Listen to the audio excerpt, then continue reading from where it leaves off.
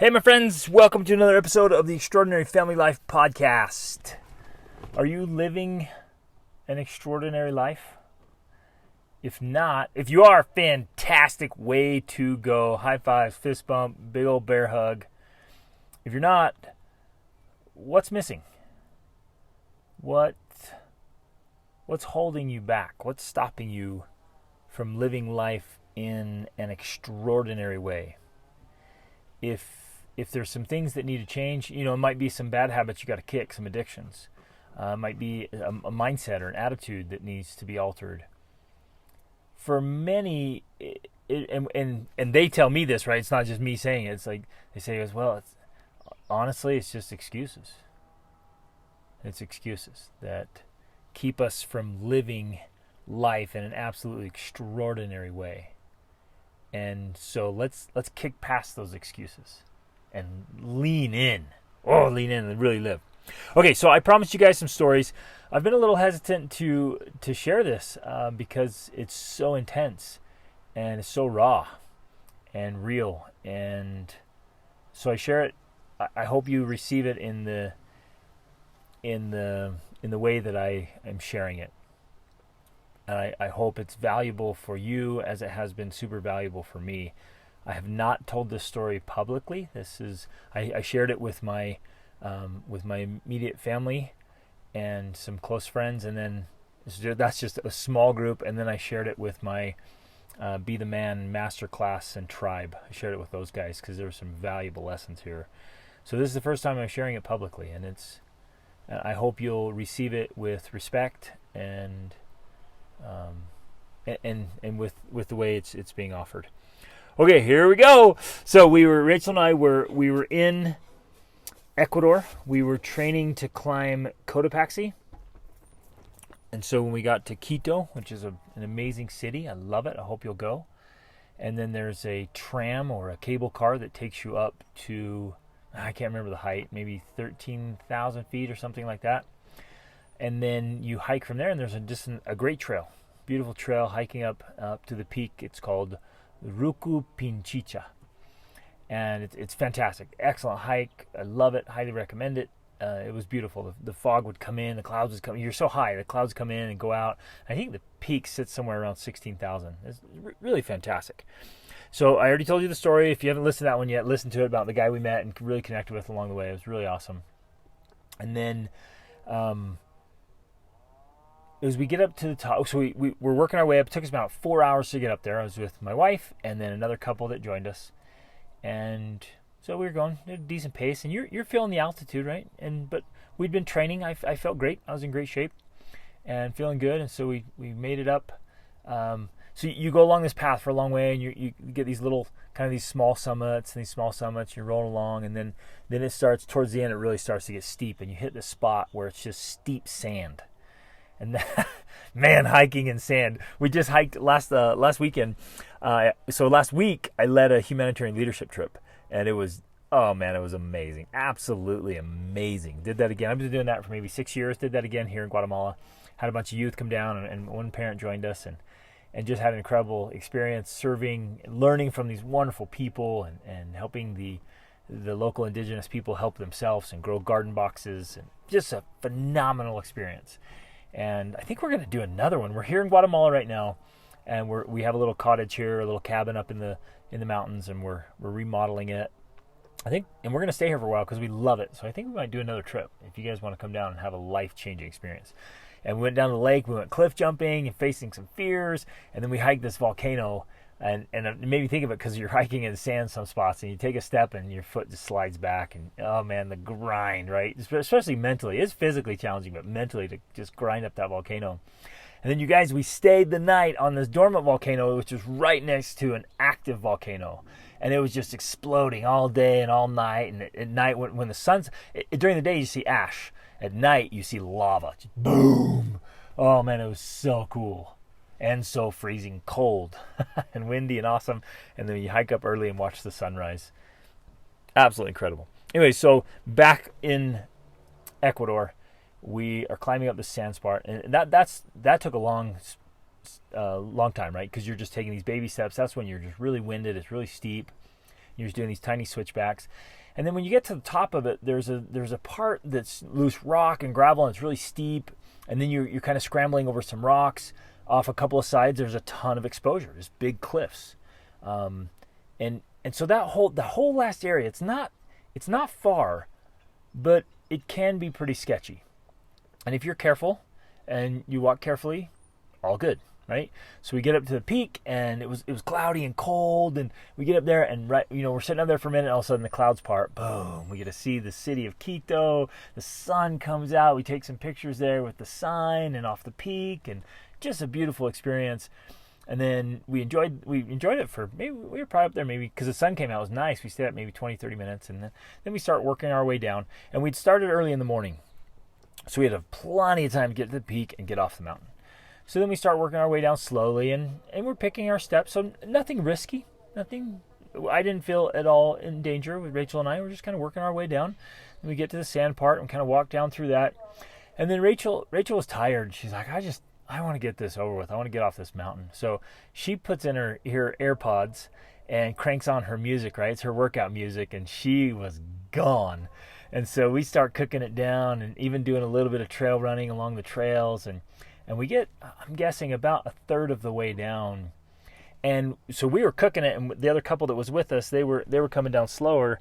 And I just had this thought, maybe an impression, that I should wait. Like, yeah, maybe I should wait and make sure they're okay, because I was looking back, watching the trail, and I didn't see him. I'm like, I'll just wait, because I know I can catch Rachel. So she takes off. I give her a kiss, and she takes off, and I just sit there enjoying the sunshine and the view, and I sit down for a little bit watching. It's got these peaks all over. It's just gorgeous up there. So I'm sitting waiting, and a minute later, the lady from the couple that we were waiting for, she comes up, and she's like, oh, thanks for waiting for me. Somebody fell back up top. We were already down quite a ways, and we heard them fall, and I saw the last part of the fall, so we called 911 to let them know somebody had fallen. And they said, so because they were down, so she had fallen near the top, right, where it was kind of steep and sketchy, and they were already down at the bottom of the big sand area. And they both admitted, the couple said, look, we're just not in good enough physical condition to head back up. And we could not tell from where we were if it was serious or what was going on. We didn't know, so we just called 911. So they called 911, they talked to the firefighters. So the whole system there was operates through these firefighters, right? The bomberos. So they called them. She said, "Hey, somebody fell. I don't know how bad it is." And they're like, "We need to know." And we don't know. We're not with them. We just knew somebody fell. So you might want to send somebody up. And so it started with, tough communication. They didn't know how serious it was. And so, if you're receiving that call, do you go up, or do you wait for additional information? What do you do? I mean, it was a hard situation, right? So they didn't know what was going on. So they made the call, and then they head down. So by the time they got to me, I'm like, yeah, somebody fell. We don't know. We know nothing. We have no idea if the person's fine, they're coming down, or if they're really hurt. We don't know. And so I'm standing there for me, that becomes a moral dilemma. Like, what do I do? Do I go back up? And again, this is the steepest, hardest part of the trail. It's about a third of the way back up. I'd literally be summiting again. Do I go back up, or do I just head down? And we had dinner reservations that night for the four of us at a Michelin star restaurant, super nice restaurant that evening. And we had all these great plans. My wife was way ahead. She didn't know what was going on. What do I do? Do I put, and I have my pack. We all had our own pack. Do I hike off with them? Do I go catch Rachel? It could be nothing. It could be a rolled ankle. It could be serious. I had no idea what to do. And I sat there and I wrestled with it for a minute, and I wrestled out loud with them. What do I do? Do I go back up? And here's why. I have medical training. I worked on an ambulance for a couple of years as a volunteer. I'd taken some courses for wilderness rescue. I'd had opportunities to help people, and I was in phenomenal physical shape. I told you guys a story where I had the opportunity to carry a guy all the way off a mountain, right? They got hit by a boulder. And so in my mind, I'm like, well, okay, if there is somebody in trouble and I can carry him, I know I can do it. There are very few people on that mountain that could physically do it. I can do it. And so that almost gives me a moral responsibility, right? And I have some medical training, and I know that if the firefighters are fast, it's 3 hours before they get up there. and I was only a third of the way down. So ultimately, I'm like, I gotta at least find out. I can't go down and not know. I gotta at least find out. So I asked them to carry my backpack down, and I ran. So I didn't take any water with me. I didn't take a headlamp or anything. It was early afternoon, and so I ran. And I ran as far and as fast as I could at about 14,000 feet, right? And I ran most of the way back to the sand part, and then I just grind through that thing. I had a new hiking stick that I'd bought, hiking pole that I'd left up there.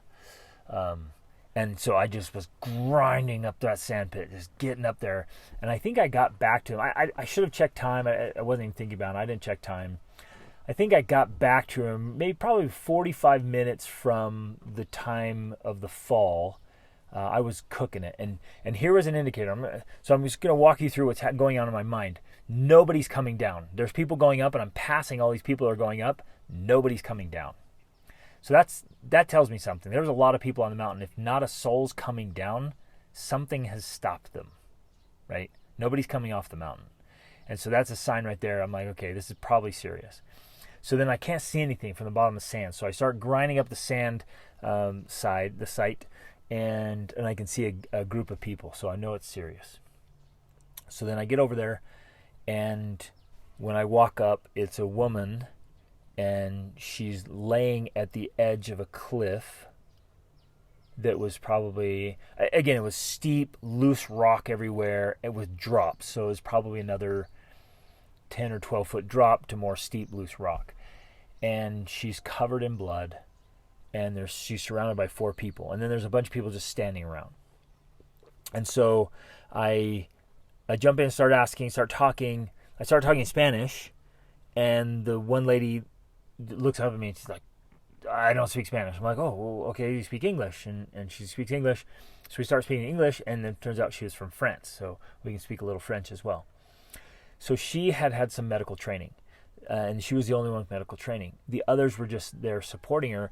And what they had done, they were just holding her in place, and she was semi-conscious and upset. She wanted to sit up. She wanted to move. She was frustrated. She was in a lot of pain. And they had tucked themselves under her and around her to keep her from falling more. And they'd been sitting in these awkward positions on rock for 45 minutes.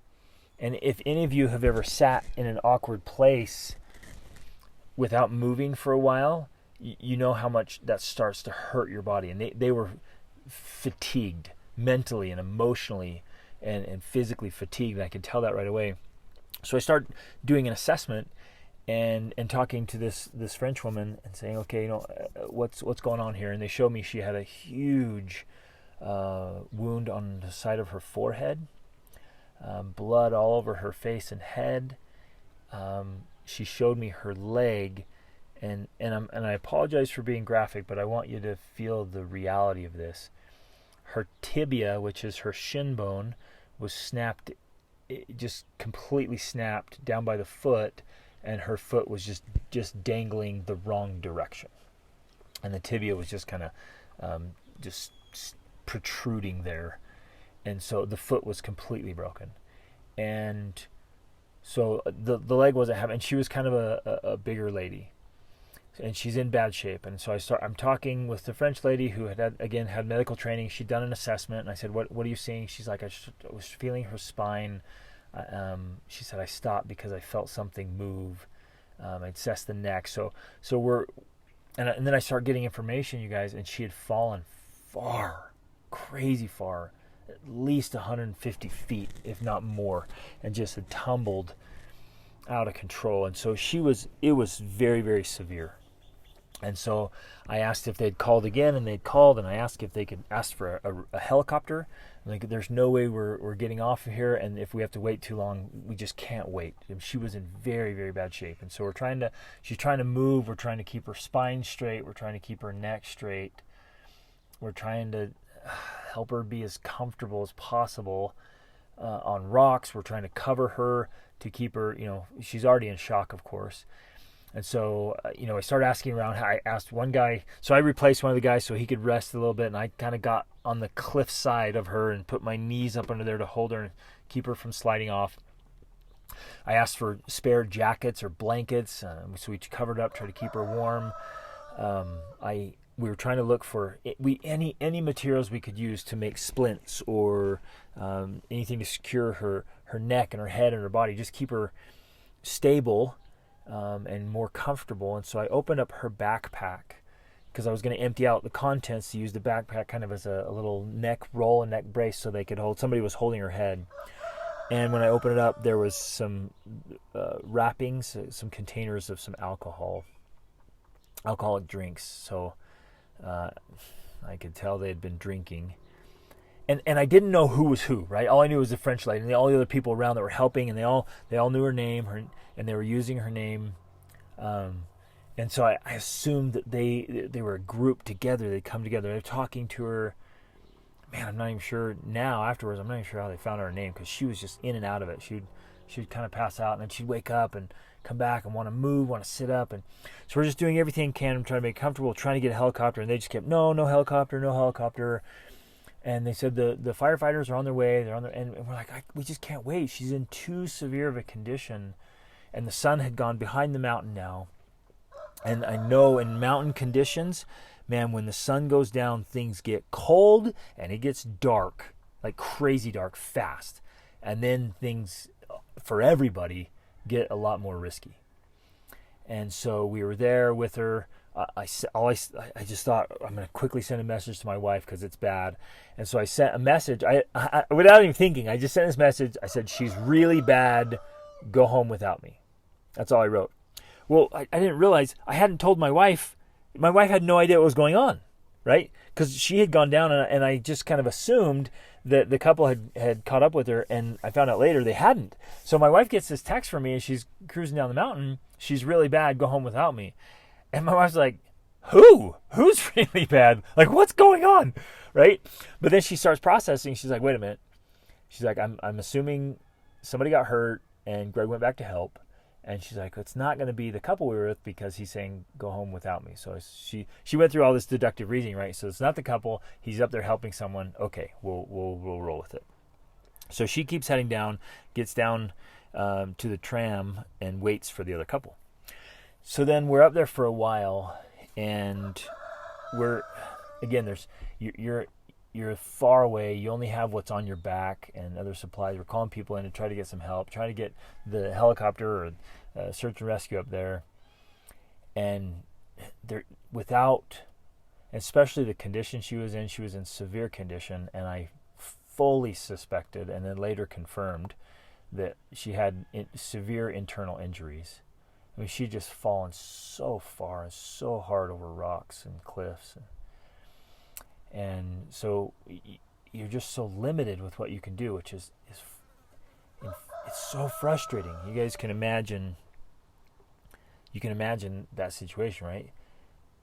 There's things with more material. I mean, you'd have to have an ambulance up there with you, and you can't pack an ambulance up, right? There's things that can be done in a hospital, or a helicopter, or an ambulance that is just so frustrating. So you do what you can, and so we were kind of stuck, and I was talking with this French lady. I'm like, we're waiting. They won't send a helicopter. We're waiting at least 3 hours for these firefighters to get up here, and even when they do, there's not a whole lot they're going to bring, but just to carry her out.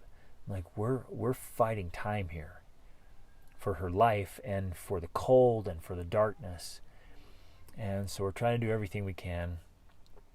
And then ultimately it was just me and the French lady right there, and because of the nature, I had my legs tucked up to keep her from falling. I'm squatting down right in there. We're trying to make her comfortable. We're watching her pulse, watching her breathing. I mean, we're right there close, like, because I was squatted down like that. I mean, we're within 12 inches of her face right there with her, and she died right there in our arms. And I got to watch right there close that last process of the difficulty breathing, and her body just in shock, and she's passed away right there in our arms. 12 inches. face to face. We were there, and we did everything we could. Even tried some resuscitation, which at that point was it was pretty futile.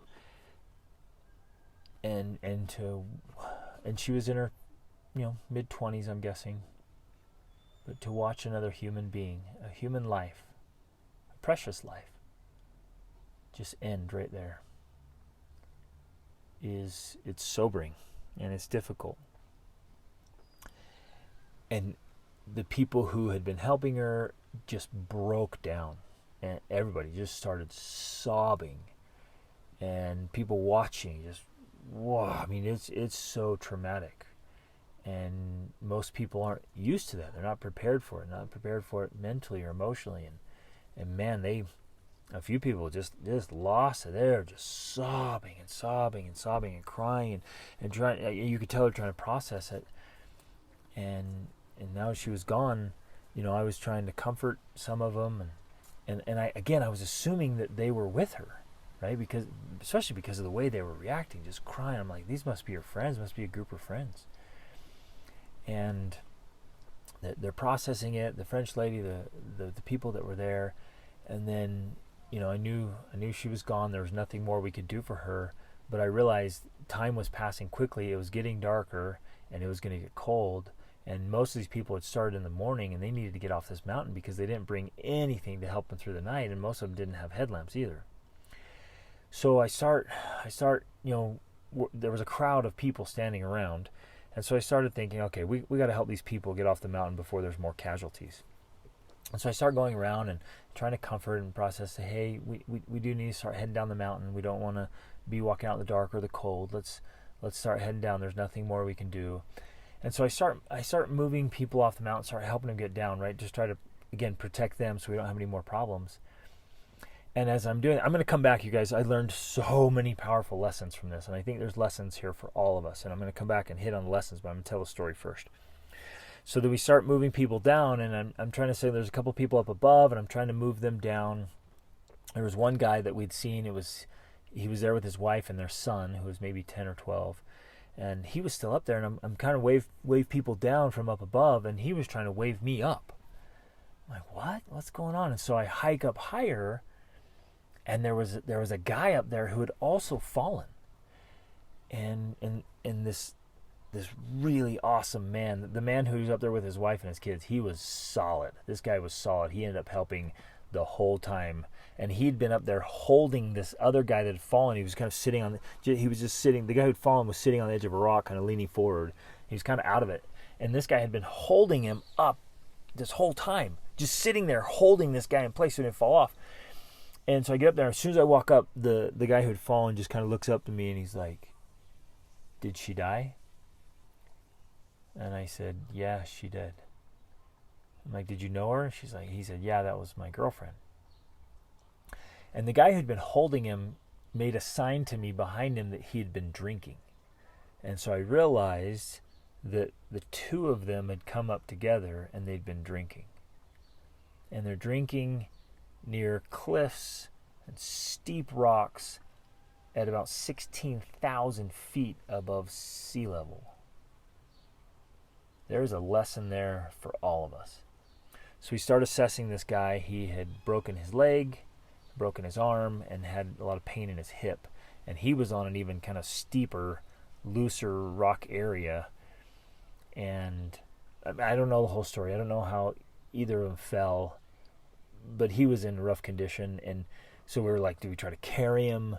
Every time we try to even just touch him, remove it all, he was in so much pain. So again, we're trying to comfort him, trying to keep him warm, cover him up, get him comfortable, stabilize, assess a little bit. Again, there wasn't much we could do with a broken arm and a broken leg, and just kind of keeping him clear. And so we're there with him for a while. Most of the people started heading off the mountain, and finally, I mean, it was a long, long time. Finally, the firefighters got there, and they get up there. They start unpacking all their equipment, and we're going to kind of put him on a back brace and a neck brace, and then get him in kind of this little makeshift sled, so that then we can lower him down off the steep parts and then walk him out. And the firefighters, I think 3 or 4 of them came, and they start going through their equipment, and they were so slow. They were just kind of looking at their stuff, and I could tell they didn't know how to use some of the equipment. They were just looking at it, kind of like, okay, we could use this, and they're trying to assess, and they're trying to put on a leg brace for his leg, and didn't know quite to do. So I jumped in to help him do that, and we're kind of holding this guy and supporting him, and then they were just getting their things. I mean, it was crazy to me how there was no sense of urgency. And they're just kind of doing their thing, and this guy's in tons of pain, and he's starting to fade off, right? So then we get an arm brace on, and he's just screaming. We get the back brace and the neck brace in place, and again, they just weren't very efficient or effective. And so me and this other guy that was there helping, and his poor wife and son had seen all of this, and they were just standing there in the cold now, just waiting. And so then we kind of helped with the brace on. Then there was another mountaineer that kind of came over and started helping. And he knew his equipment, knew his gear, so he's helping jumping in. And 2 of the firefighters just stood there with their phones on so they could take video and picture. And did that the entire time. Which blew me away. And so I'm kindly, just with respect, trying, hey guys, we need to move. Let's be more. Let's have some urgency here. He's gonna go in shock. We got a long way out. It's getting cold. Let's move. We have to have a sense of urgency. We already lost one person because there wasn't a fast enough. And I don't know. Of course, I don't know, but I suspect had we gotten her in a helicopter, maybe they could have saved her. I don't know. Maybe the injuries were too much. But time is critical in certain situations, and it is a matter of minutes or hours that saves lives or loses lives in some situations. It's a big deal. Anyways, so they were just a couple firefighters. They were just thought they were there to video, take pictures, and the other ones were just kind of moving along. And so I'm like, let's go, let's move, let's go. And so we got his braces on, got him leaned back, got him in the sled, got him all secured. Again, it took way longer than it needed to. And then then we started slowly moving him down, and they didn't work as a coordinated group. There was no coordinated effort. And I'm like, okay, and I realized I got to get off the mountain. I have no water, I have no food, I have no headlamp. I just got my jacket on, and all these people who are sticking around to help now, which solid guys. I'm like, look, do you need us, or can we take our families and get off this mountain? I was concerned about the gentleman, his wife, and his son too. They're like, well, no, we need your help. Yeah, we totally need your help. And I'm like, okay, let's go, let's move, let's get this process going, because it's a long way out. And it took way longer than needed. And then we started working him down, sections. Again, they were so slow. And I understand going slowly for safety. We weren't risking him or us at all. It was just there was no sense of urgency. It was like, oh, we're just going through this process, like almost as though he wasn't really injured. We're just kind of pretending. It was crazy. So finally we got him down off the sketchy parts, and I would jump down below, and I would lower him, I would catch him, as I lower him down, and we had to trade off, because there was no open area where a few of us could just hold on to the sled and move him down. So we had to leapfrog down. There was rocks falling down. It was crazy. So we get down to the sandy part, and then at that point it's just sand, so we could just move, right? And I'm like, okay, get rid of the rope. Let's go. Let's get 4 guys on here, and let's just bomb it. And so you're going down. You can go pretty quickly in the sand, and it's pretty safe, right? But you're straining. Now I had gone all the way to the summit. I'd gone a third of the way back down. I'd run back up, and I was right near the summit by that point. So essentially I'd summited twice. And then you're going down carrying a guy. He's probably 160 pounds, and then all the equipment around him, and then you're holding it so it goes at the right pace, and so it's stable, right? You're just burning your legs and your arms, and your shoulders, just an extreme workout. And so we get, with 4, we moved pretty quickly through the sand part. That was the safest, easiest place, and we got quickly down through there. And by then the sun had set and dusk was passing. It was really, we were losing light very quickly. There was very little light left by the time we got down to the sand. So At that point, I said to the guy who had helped and his wife and his son, I'm like, hey, you need to head down and just really take care of your family. Let's go.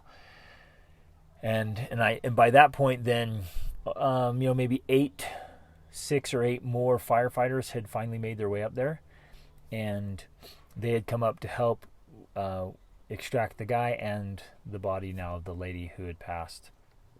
And I noticed almost all of them were a little overweight and out of shape, and they were struggling. This is the firefighters. And I'm just taking note of all these things that I'm observing here, and so then I'm like, okay, do you guys need me anymore, or can I head out of here? And they're like, no, there's enough firefighters now, we're good. Go meet up with your wife. So Rachel's sending me messages, and she's like, oh, hey, the cable car is closing, and we're trying to get them to hold it. There's a line here. We're trying to tell them there's stuff going on. We're trying to get them to hold it, but it's closing. And they say when they close it, it's done.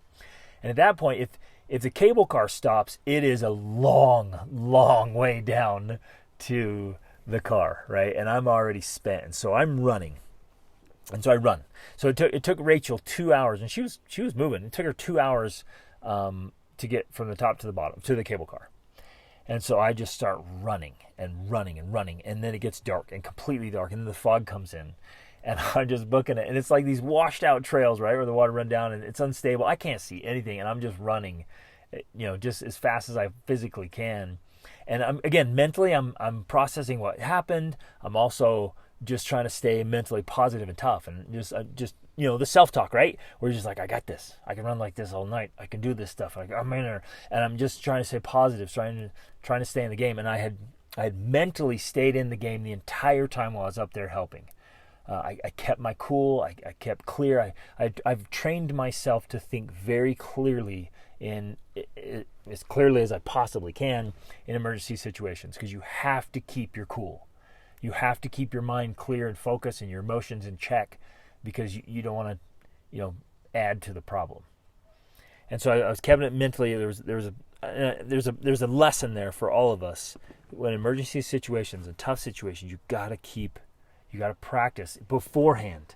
Do simulations, scenarios, whatever. Like, you got to keep it cool. You got to keep it together. So anyways, I'm running as fast as I can move, and it's dark, and I'm just trying to have fun with it, and again, processing everything I can and trying to keep perspective. And so I made it from the sand part to the cable car in 40 minutes. I was cooking. And I get down there, and it was still going, but there was no one there. The side where you get on was closed, so I went to the other part. I'm like, hey, guys, and these guys were sitting there on their phones. I'm like, guys, you gotta let me down. And they're like, it's closed, sorry. And I'm like, no, man, there was an emergency. I had to help. Please, like, this is it's a unique situation. There was a huge emergency. I was up there for hours helping out. Like, please, let me go down to my wife. She's waiting at the bottom for me. And they're like, no, we can't. I'm like, please, like, you can't make an exception? I mean, there was a legit emergency. Somebody died up there. You can't make an exception? And he's like, all right, where's your ticket? And Rachel had taken my ticket, right? And maybe it was in my backpack. And I'm like, I don't have my ticket. They took it. I was up there helping. And they're like, oh, I don't know. And I'm like, come on, please. He's like, okay, show me a picture. I'm like, show you a picture of what? Of the emergency? And they're like, no, show me a picture of your wife. So I pull out a picture, and I show a picture of my wife, and there's the other guy, and they look at each other like, no, we didn't see her. And I'm like, I was at the point of like, you know what I just went through? Do you realize what I just went through? You're letting me on this thing. And they're like, well, okay, show me a picture of the emergency. And so I actually, when there was a spot where nothing was going on, I did take one shot, right? And so I was able to show him a shot. No, I don't know. There was still heads down. I'm like, I'm getting on it. So I went, I stepped on, and I got on the thing, and it was circling around like a ski lift. So it started going down, and I'm sitting in there now. I'm sweating, but it's crazy cold. My body's starting to cool off. My muscles are starting to tighten, and I know I have like a 20-minute ride down by myself in this little glass cage. And I take a whole bunch of notes in my phone. I'm trying to process all this, because there's a lot to process. And I get about halfway down. It's completely black. I mean, it's just totally dark. And you're in this cable car. I can't see anything. I'm by myself. And it just stops. The cable car just stops. Boom. It's done. And I realized they'd turned it off. They were done for the night. And in my head, I'm like, okay, I literally might be spending the night in this thing. And I'm like, it's going to be a cold night because I am drenched in sweat. I've pushed myself beyond my limits. I know there's going to be a little bit of kind of shock, because when I push myself really hard, my body kind of goes into shock, and I just kind of have to get in a fetal position and just sit there and shake and tremble and like exhaustion. I do that for like 30 minutes after I push really hard, and I'd pushed very hard. So I'm like, okay, I might have to curl up on the floor of this cable car and spend the night here. And so I messaged Rachel. I'm like, it turned off. And she's like, oh. So she luckily ran over to the guy at the bottom and was like, my husband's on there. He's like, no, there's nobody on there. It's empty. No, we're done for the night. He's like, no, my husband's on there. He just messaged me. He's halfway. He's on there. Turn this thing on. And she pushed and persisted in Spanish. Right? I was so proud of her. She's like, turn this thing on and get him down here. So luckily they did turn it on. And then I got down there. I stepped out of it, and my legs were just so weak and wobbly. And I was, man, a lot of emotion. I hugged my wife, and I had kept it cool until that moment. But man, just to hug her, a lot of the emotions came up. I started to really breathe and shed a few tears, and it was pretty intense. And then it was late by then. We went back to the hotel and just laid in bed, trying to get warm because I was freezing. And the blasted shower at our hotel. We're staying in a nice hotel, but the water was not hot. And so I took a cold shower, and then oh man, it was so cold. And Quito's cold. So then I just got wrapped up in bed and ate some leftovers and just sitting there just shivering. And then it was good, right? And I was fine the next day. But I wanted to share that story because there's a lot of lessons, big takeaways for all of us.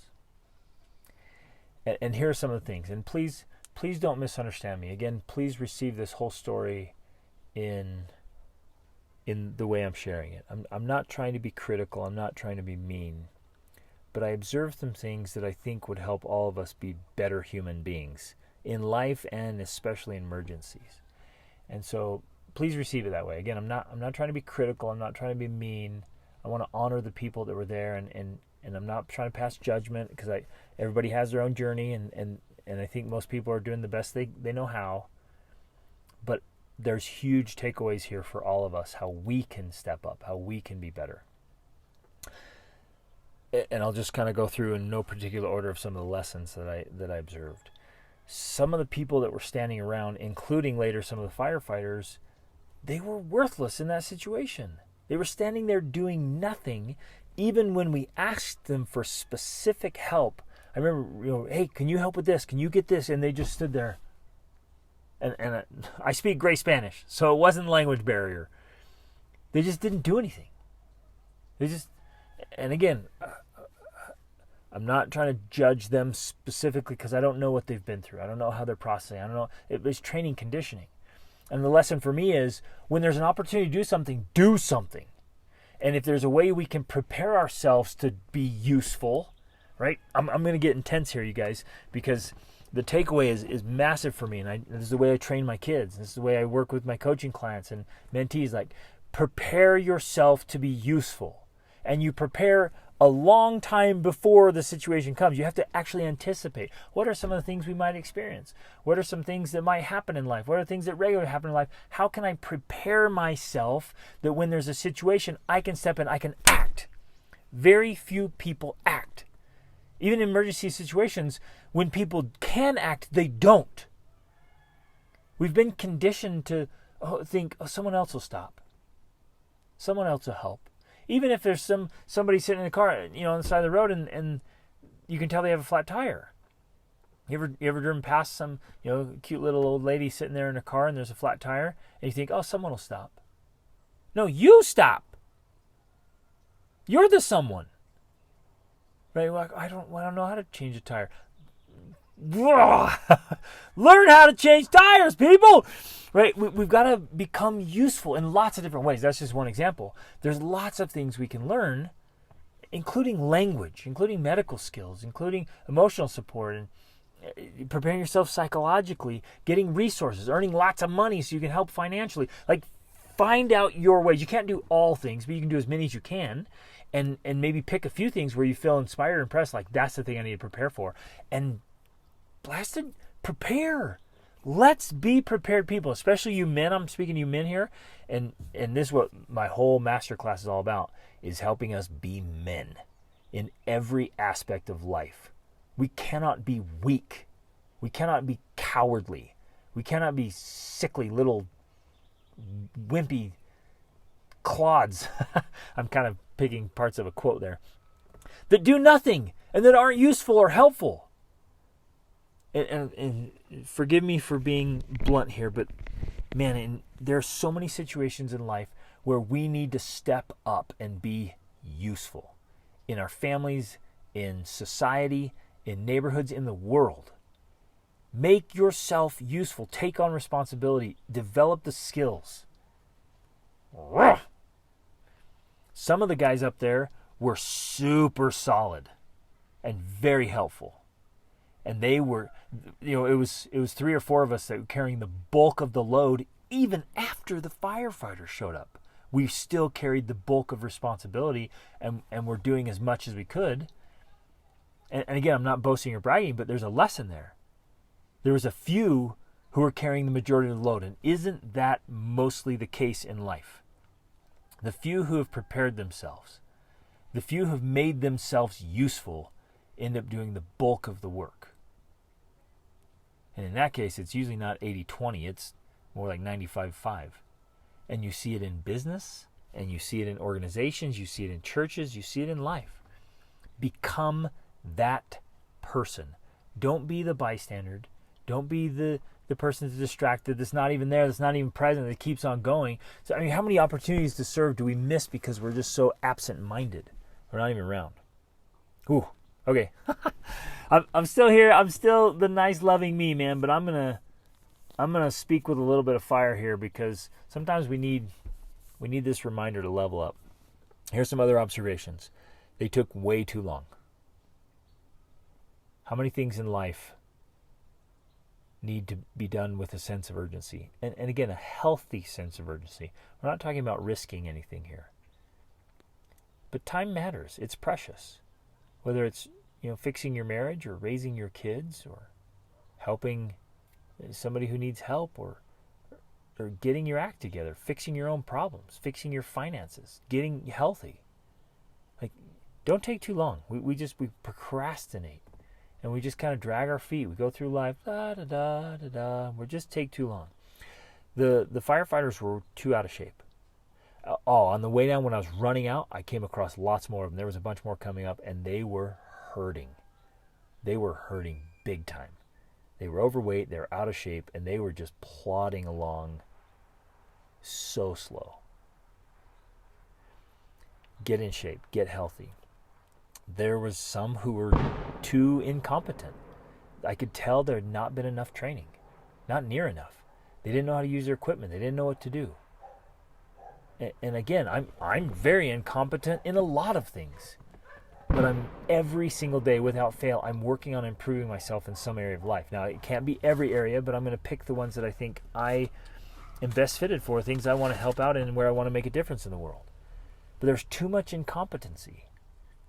And so I humbly and kindly ask you, where are you too incompetent? What are your incompetencies?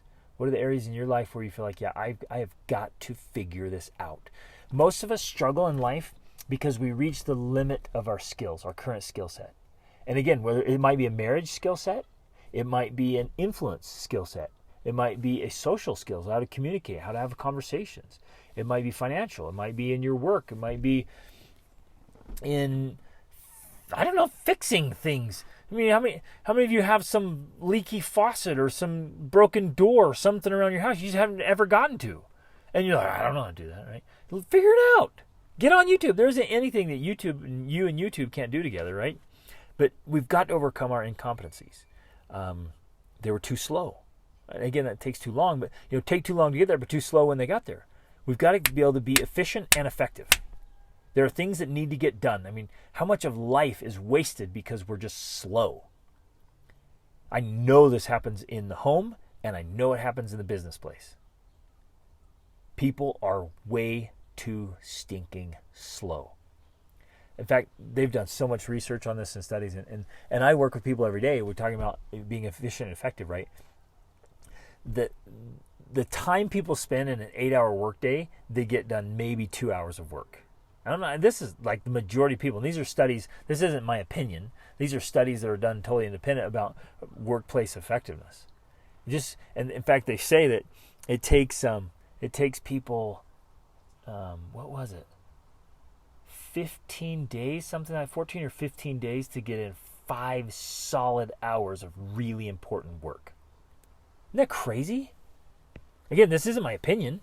This isn't even my story. These are studies that are being done in the business world to say what's actually happening. Most people don't know how to work, and they are so slow and ineffective and inefficient. And sometimes it's not their fault, right? They've never been trained. Other times it's like because they're on their phone and they're checking this, and they got to go to a coffee break and a smoke break and a drink break and a bathroom break, and I just need another break, and I'm chit chatting over here and going over. I'm gonna go. Gotta go say hi over here, and then I check some emails, and we just don't have these systems in place to get things done. They're too untrained. I already touched on that, right? But we lack training. And it's all about training. Everything is life about training.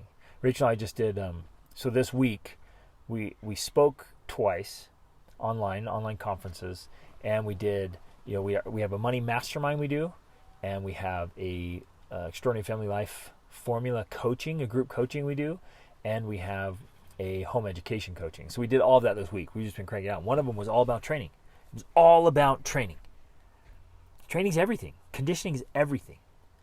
And in every way of our life, every aspect of our life, whether it's physical, mental, emotional, spiritual, social, financial, all of it, we're constantly training. And most of us are undertrained.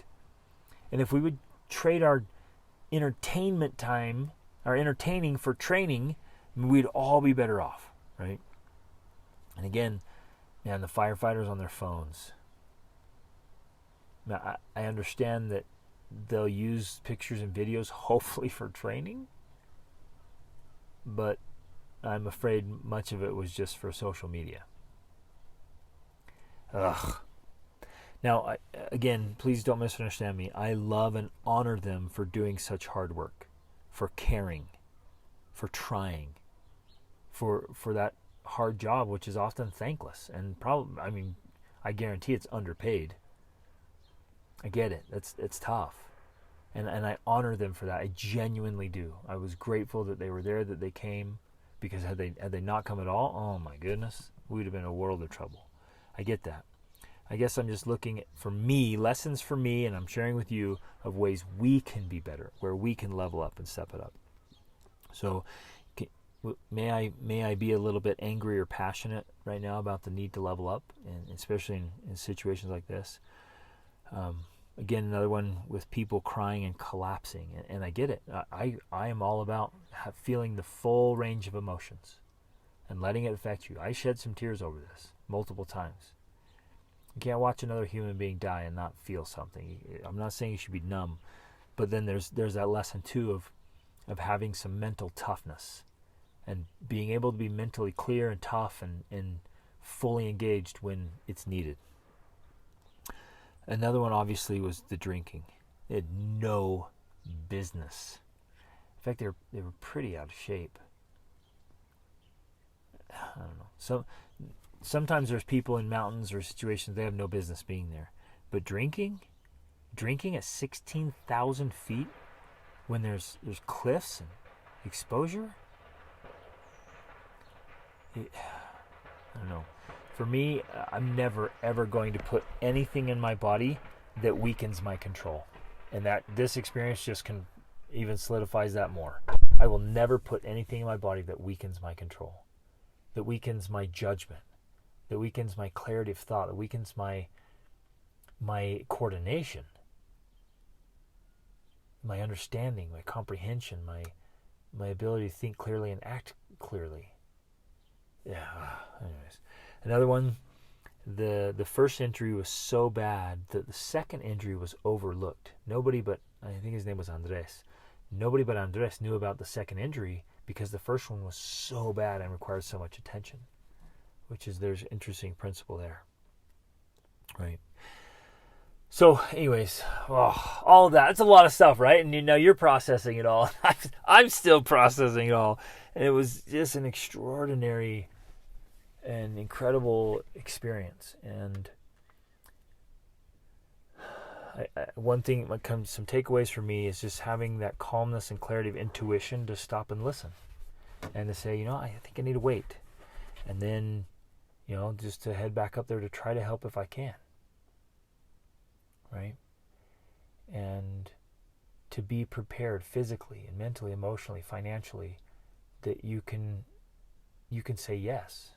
I know there were people I talked to that said, hey, I could not go back up. I was barely physically able to get myself off the mountain, let alone help. Right? I couldn't help. And there's lots of, and then to have the stamina and the mindset and just all around preparation. So again, this is, I love this stuff, and my kids and I, we always talk about having a particular set of skills, right? That's a line from a Liam Neeson movie. He's like, I have a particular set of skills. And we want that. We want to develop that. And I'm doing that with my kids literally every day. Rachel and I are so cognizant of this. And it's so important to us. We constantly are talking about developing skills in ourselves and our kids. Constantly, every day. We're working on skill sets. Because we want to be well-rounded and well-developed and able to take care of ourselves and help take care of others if the opportunity arises. And it's, man, my life's work is in this Be the Man Masterclass. So, and men need it, right? We need a tribe. We need training. We need this group. We need, the resources, the tools to help us become our best selves in all these areas of life. And that's why I created that. So I'm just going to make a call right here. Join the masterclass. Join our tribe. Get in there. Make the investment and join this movement for training, for competency, for confidence, for this quest for greatness, to become our best selves, to be leaders and businessmen, to be the best husbands and fathers and disciples and people, right? To be the best men we can be. Oh man, this stuff's so important. So that's what it's all about. That's what we're putting in there, is all the tools and things I've learned over the last 25 years of studying this voraciously and working with thousands of people across 5 continents. That's what it's all about. And so I guess my invitation, if you listen to this, thank you for listening to this. And thanks for going through all this. Thanks for letting me share a very emotional story. And thanks for letting me rant a little bit and share some passion. I guess my sincere desire, genuinely, my sincere desire is just, let's just be our best selves. Let's use our time wisely and be more present. Stop wasting time. Stop procrastinating. Lean in and maximize our full potential. Because none of us are going to feel very confident whenever we're not doing what we know we could, right? And so when we live below what we're capable of, it destroys our confidence and our competence and our esteem. So let's be our best. Pick one area of your life right now where you just say, you know what, I want to level up. I want to learn some skills. I want to gain the knowledge, the skills, the ability. I want to step it up. And my guess is, because I work with people every day, and my guess is you've already know some things that you want to do. You've been talking about, you've been thinking about, but you haven't actually done it yet. You haven't taken action. You haven't pulled the trigger. So do that. And maybe it's one of the trainings. Maybe it's our marriage course. You're just like, yeah, that's it. I'm done. I'm going to invest. I'm going to get my marriage course. Maybe it's getting healthy. Maybe it's joining the masterclass for men. Maybe it's getting in the group coaching or take whatever, any kind of course or training or whatever, and just apply it, make it happen so you can maximize your potential. You and I can be super useful in life for the people around us and for ourselves. You guys, let's just do this. Let's get out there. Let's be our absolute very best selves. Let's live extraordinary lives. And I promise, I feel so confident about this. We're not going to get anywhere near extraordinary if we aren't stepping up and preparing ourselves and working and learning, just constantly growing and improving and refining those skills and abilities and the mindset, the attitude, the capabilities, the competencies, all of it. Let's lean in so that life really, truly can be absolutely extraordinary. Love you guys. Reach upward.